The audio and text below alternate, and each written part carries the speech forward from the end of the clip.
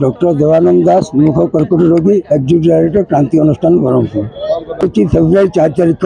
विश्व कर्कट दिवस। यही परिप्रेक्षी में क्रांति प्रतिवर्ष भली वर्ष विश्व कर्कट दिवस पालन कर एक विशाल पदयात्रा जहाँकि वाकाथन नाम से पालित कर कर्कट मुक्त भारत करने मोर प्रयास आज रही विभिन्न विद्यालय महाविद्यालय युव समाज को नहीं आज रही पदयात्रा समस्त को सचेतन माध्यम कर्कट मुक्त भारत करने क्रांति अनुष्ठान प्रतिवर्ष पालन कर वर्ष आसतु मिलमिशी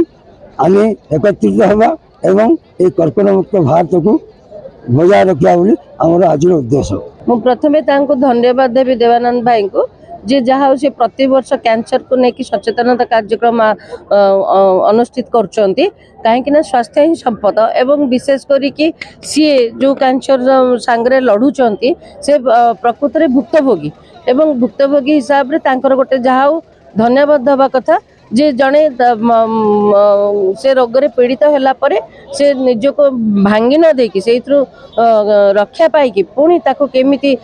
समाज भितर से कैंसर न हो तापाई सी प्रति वर्ष चेष्टा करुँच एवं विशेष करी आपण तांकर मीडिया रे भी देखुथिबे से बारंबार सचेतनता दउचंती सचेतनता वार्ता दउचंती यह बहुत गोटे स्वागतयोग्य पदक्षेप कथा होला स्वास्थ्य ही सेवा एवं स्वास्थ्य ही माने समाज पई एक उत्कृष्ट पंथा जहाँ कि आमे समाज को आग को नहीं पारिबा। एबे जो युवगोष्ठी माने एकाठी होती एमान भितर निश्चय सचेतनता आसवार अच्छी।